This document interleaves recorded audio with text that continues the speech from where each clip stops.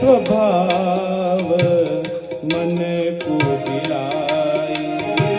શ્રી રામ જય રામ જય જય રામ. સરળ સ્વભાવ છે, ખૂબ સુંદર સ્વભાવ છે. સરળ સ્વભાવ મન કુટિલાય. સ્વભાવ સરળ હોય ને તો ભગવાનની વાતો પ્રેરણા જગાડે, ભગવાનની વાતો પ્રીત જગાડે, ધર્મ સમજાવે. જો સ્વભાવ સારો હોય તો પતિની કહેવાનો વાતનું આખું તાત્પર્ય અલગ હતું અને એની પત્નીએ આખું તાત્પર્ય બદલી નાખ્યું. સ્વભાવ એ પ્રેરણા પણ જગાડે, પ્રીત પણ જગાડે, ધર્મ પણ સમજાવે, પોતાનું કર્તવ્ય પણ સમજાવે અને છેલ્લે ધર્મ એવો છે કે પોતાની ફરજ પણ સમજાવે છે. કપાળમાં તિલક કરીએ, હાથમાં માળા પકડીએ, એ જ્ઞાન ના હોય એવું જરૂરી નથી.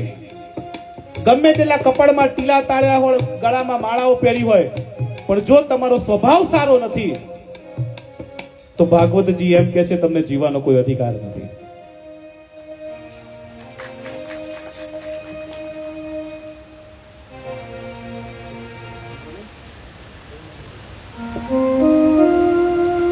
સ્વભાવની જયારે વાત થઈ તો ભગવાનમાં ભાગવતમાં 4 પ્રકારના સ્વભાવ બતાવ્યા છે. 4 પ્રકારના સ્વભાવ બતાવ્યા છે. એ આપણે બધાને લાગુ પડે. પહેલો સ્વભાવ છે પશુવ્રત સ્વભાવ, પશુ જેવો સ્વભાવ. બીજો સ્વભાવ છે રાક્ષસ સ્વભાવ. ત્રીજો સ્વભાવ છે પ્રેત સ્વભાવ અને ચોથો સ્વભાવ છે દૈવી સ્વભાવ.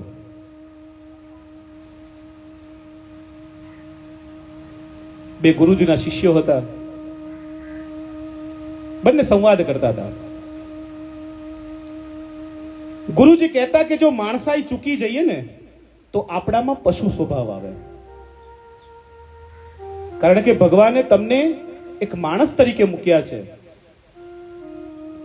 આ જીવનમાં જે માણસ તરીકે જેટલી ફરજો આપણે અદા કરવાની છે એ અદા ન કરીએ, એની વિરુદ્ધ જઈએ તો સમજી લેવાનું કે આપણે પશુ છીએ. પશુ અને માણસમાં કોઈ જાજો તફાવત નથી. કારણ આહાર નિંદ્રા ભય મૈથુનમ ચ સામાન્યમેતત પશુ ભીરણાનામ ધર્મો હિતેશામ અધિકો વિશેષો ધર્મણે હિનામ પશુભી સમાનામ. મનુષ્ય અને પશુ આહાર એક જ છે. એની મૈથુન કરવાની ક્રિયા પણ એક જ છે.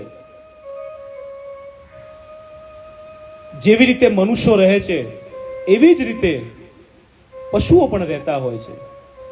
એ જ જીવનમાં આપણે પણ રહેતા હોય છે ને પશુ પણ રહેતા હોય છે. જેટલો મનુષ્યને મૃત્યુનો ભય લાગે છે ને એટલો જ પશુને મૃત્યુનો ભય લાગે છે. બંનેમાં તફાવત કેટલો છે તો કહે છે કે મનુષ્યમાં ધર્મ વિશેષ રૂપે હોય છે અને ત્યાં ધર્મ નથી હોતો, ત્યાં માત્ર કર્તવ્ય પાલન હોય છે. કર્તવ્ય પાલન હોય છે એટલે ત્યાં પશુ સમાન હોય છે. જે માણસની પાસે બધું હોવા છતાં ધર્મ વગરનું જીવન જીવતો હોય ને તો એ પશુ સમાન છે.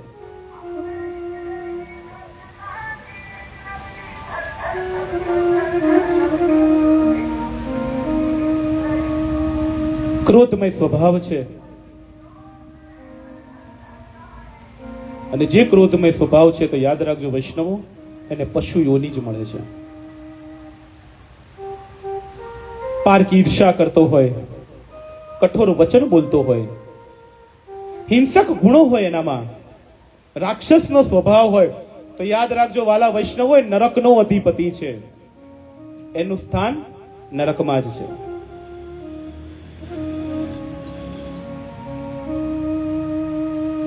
કઈ પણ વસ્તુ આપણે પ્રાપ્ત કરવું હોય તો દુઃખ સિવાય મળતું નથી. અને જેણે ધર્મને ખોયો છે એને વારે વારે દુઃખ મળ્યું છે. જેણે ધર્મને ખોયો છે એને વારે વારે દુઃખ મળ્યું છે. ત્યારે ભાગવતમાં સુંદર મજાનું એક વાક્ય છે કે પુનરપી જનનમ પુનરપી મરણમ પુનરપી જનની જઠરે શયનમ. નારદજીને સંભળાવ્યું છે કે પુનરપી જનનમ પુનરપી મરણમ પુનરપી જનની જઠરે શયનમ. સુખદેવજી મહારાજ પ્રગટ થયા છે. જન્મતાની સાથે સુખદેવજી મહારાજ ચાલતા થયા છે. સુખદેવજી મહારાજને વ્યાસજી કહે છે કે અરે મહારાજ, ક્યાં જાઓ છો? તમે સંસારમાં છો, તમે લગ્ન કરો. ત્યારે સુખદેવજી મહારાજ કહે છે કે મારે ગૃહસ્થાશ્રમમાં પડવું જ નથી.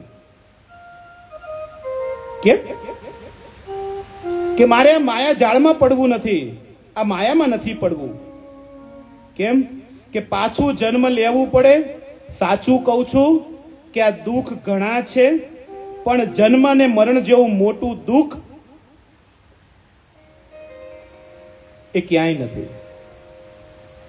માના ઉદરમાં સૂવું પડે એનાથી મોટું દુઃખ આ દુનિયામાં ક્યાંય નથી. અને વારે વારે નરકના ખાડામાં ન પડવું પડે. માણસ ઘણી વખત દોષારોપણ કરતો હોય. ગુણેશુ દ્રોત દ્રષ્ટિ, એટલે સારા ગુણમાં દોષ દેખાય તો યાદ રાખજો વૈષ્ણવો, એ રાક્ષસ સ્વભાવ છે. સારા કામ કરતો હોય અને ઈર્ષા કરવી ને તો યાદ રાખજો એ રાક્ષસ સ્વભાવ છે. કોક ઊભું થઈને 100 રૂપિયા લખાયા, જન 100 રૂપિયા લખાયા, પણ શું કરવા? એ એનું કર્મ કરે છે, એને ક્યાં જરૂર હતી? ઘણા આવા કરતા હોય. મારા મંદિરમાં ઘણા આવતા હોય બધા. અને જે પણ કહું છું ને એ સત્ય હકીકત કહું છું.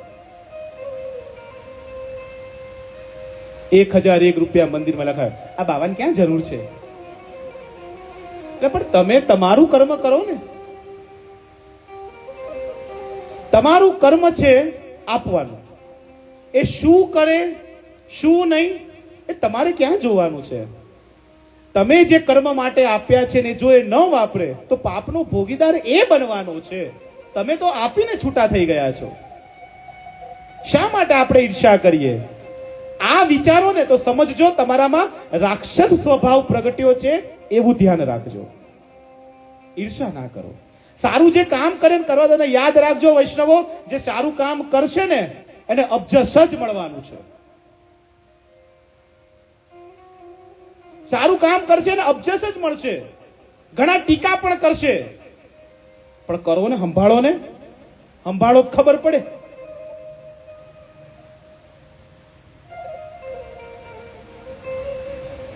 સારું કામ કરનારને કાયમ અબજસ જ મળવાનું છે. પણ એ ધર્મ છોડી અને જો એ કાર્ય કરવાનું બંધ કરશે તો સમજો એનામાં પણ એક રાક્ષસ સ્વભાવ પ્રગટ્યો છે. કારણ બીજાનું જોઈ અને એણે એ ચાલવાનું શરૂ કર્યું છે. તમે તમારું કર્મ કરો. પ્રેત સ્વભાવની વાત કરું. પ્રેત સ્વભાવ ક્યારે આવે? અદ્રશ્ય સ્વરૂપે રહી જીવાત્માને ગમે તે રીતે હેરાન કરવો, સતત દુઃખ આપ્યા કરવું, સતત ભય પમાડવું. એનો મતલબ એ છે કે હું ઓરિજિનલ પિક્ચરમાં ના આવું પણ પડદાની પાછળ રહી અને કામ કરું તો સમજો તમારામાં પ્રેત સ્વભાવ છે. ભાગવતજીમાં લખ્યું છે, હું નથી કહેતો. 4 સ્વભાવની વાત ભગવાને કરી છે. એ પ્રેત સ્વભાવ છે. કથા બધાની ઓળખાણ કરાવે છે. સાંભળજો વૈષ્ણવો, આ કથા ઉતારવાની તો છે પણ મનુષ્ય કેવો છે એની ઓળખાણ આ કથા કરાવે છે. કથામાં કૃષ્ણ તો છે જ, પણ એ કૃષ્ણ એ બધાની ઓળખાણ કરાવે છે. અને એ ઓળખાણમાં જો કોઈક પાસું તમારામાં રહી ગયું હોય એ રહીને પૂરું કરવાનું કામ કાળીઓ ઠાકર કરે છે. આ ભાગવત કથા છે. છેલ્લો સ્વભાવની વાત આવે, દૈવ સ્વભાવ.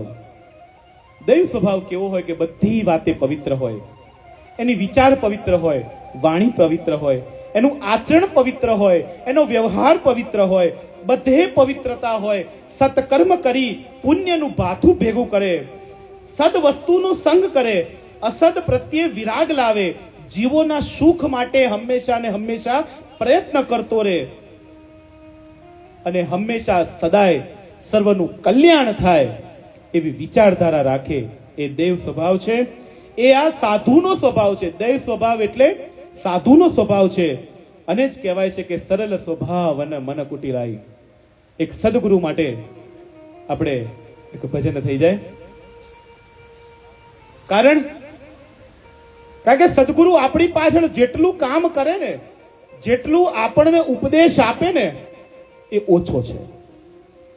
એના ગુણ ગઈએ એટલા ઓછા છે. કારણ પ્રભુ સુધીનો માર્ગ જો કોઈ બતાવતો હોય ને તો એ આપણો સદગુરુ છે.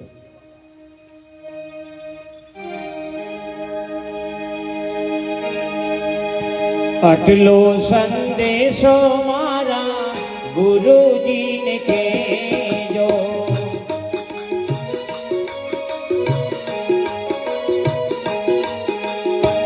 સેવકના રુદિયામાં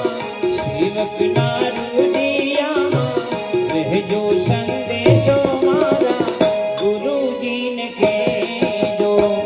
આટલો સંદેશો મારા ગુરુજીને કહેજો.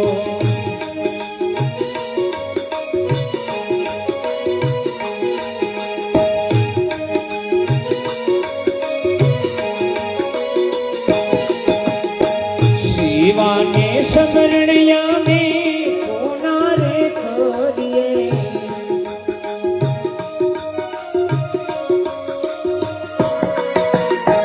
શિવાને સમરણ્યા મે કોના રે કરીએ.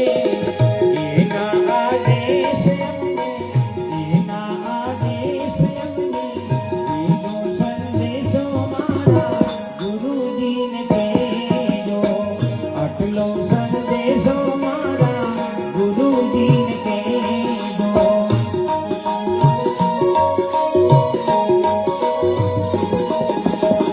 કાયાનું જીવન એમને લાગે છે કાચું,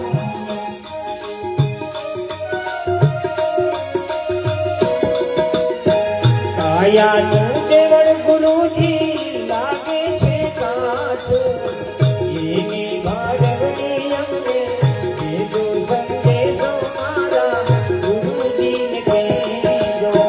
આટલો સંદેશો મારા ગુરુજીને કહેજો.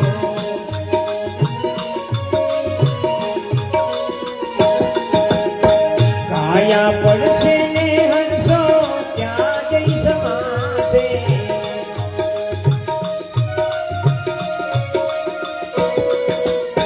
કાયા પડશે ને હંસો ક્યાં જઈ સમાશે. એ ઘર બદલાવી અમને, એ ઘર બદલાવી અમને, એ જો સંદેશો મારા ગુરુજીને કહેજો. આટલો સંદેશો મારા ગુરુજીને કહેજો. સદગુરુની પાછળ જે પણ કઈ ગીતામાં જે પણ જોડી ફેરવવી હોય સદગુરુની પાછળ, આ તો સદગુરુનું વાત છે. સદગુરુના વાક્યથી જો જીવન કરી જતા હોય, કારણ કે કથામાં પણ કહ્યું છે કે અમુક જગ્યા એવી છે ને કે જ્યાં આમંત્રણ વગર જવાતું હોય છે. એમાં પહેલું સ્થાન છે સદગુરુનું, બીજું સ્થાન છે દેવ દર્શને, ત્રીજું સ્થાન છે કે મિત્રના ઘરે, અને ચોથું સ્થાન છે કે આવી કોઈ પણ કથા થતી હોય અને ત્યાં જવું હોય તો ખાસ કહેલું હોય કે આ જગ્યાએ કોઈ દિવસ ખાલી હાથે જવાતું હોતું નથી. કારણ કે ભાગવતજી એવું કીધું છે કે ક્યાંક અન્નનો દાણો હોય, ક્યાંક ભૂખ્યાને ભોજન હોય, ક્યાંક સદગુરુના ચરણમાં કંઈક ભેટ હોય, એ આ ધરવી જ પડતી હોય છે. તો આવો આ સદગુરુની પાછળ આપણે કંઈક કરીએ. એ બ્રહ્મ રે સ્વરૂપ મારી નજરોમાં નાવે,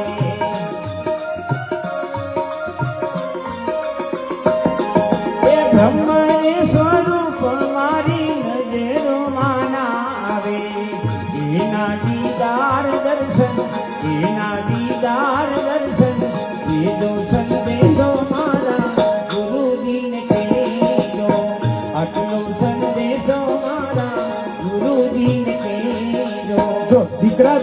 પાછળ દીકરાના લગ્ન કરીએ, દીકરીના લગ્ન કરીએ ને તો સંપત્તિ આપણે બહુ વાપરીએ છે ને, 5,000 ને 10,000 ના બ્યુટી પાર્લરોમાં જઈએ. દીકરા દીકરીના લગ્નના વાપરેલી સંપત્તિ કોઈ દિવસ પાછી નથી આવતી. વૈષ્ણવ યાદ રાખજો, દીકરા દીકરી પાછળ વાપરેલી સંપત્તિ કોઈ દી પાછળ નથી આવતી, પાછી નથી આવતી. પણ મારા કાળિયા ઠાકર, મારા સદગુરુ અને ભાગવતની પાછળ જો વાપરેલી સંપત્તિ હોય ને, એ ક્યારેક આપણા પરિવારમાં ઉગીને બતાવે છે. એ આપણા સંસ્કારો રૂપી ઉગીને બતાવશે. એ આપણી સંપત્તિ છે. તમે છો અમારા ગુરુજી, અમે છો તમારા.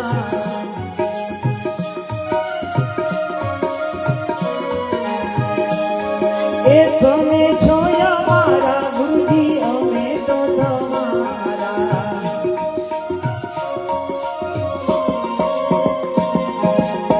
તમે છો અમારા ગુરુજી, અમે તો તમારા. જન્મો જન્મની ભક્તિ, જન્મો જન્મની ભક્તિ, એ જો સંદેશો મારા ગુરુજીને કહેજો. આટલો સંદેશો મારા ગુરુજીને કહેજો.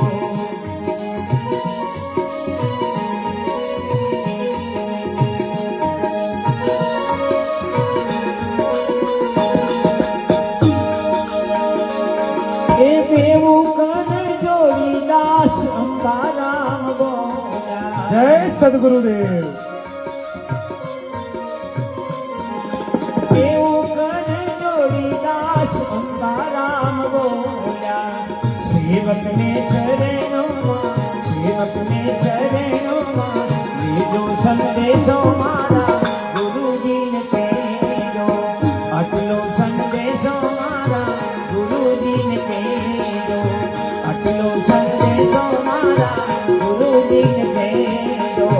આટલો સંદેશો મારા ગુરુજીને કહેજો. અને એ ભારત વર્ષનો સાધુ ભક્તિ મહારાણી સામે હાથ જોડી અને ભક્તિ મહારાણી કહે છે, ભક્તિએ પોતાની ઓળખાણ આપી છે કે મારું નામ ભક્તિ છે. નારદ આશ્ચર્ય થાય છે કે હે ભક્તિ, તમે તો ભગવાનના પ્રિય છો, તમને તો ભગવાન ખૂબ વાલા છે, ભગવાનને તમે પ્રિય છો, છતાંય તમારી આવી દશા કેમ રડો છો? મને કહો કે તમારા ખોળામાં જે વૃદ્ધ 2 પુરુષો છે એ કોણ છે? ત્યારે ભક્તિ કહે છે કે સાંભળો, મારું નામ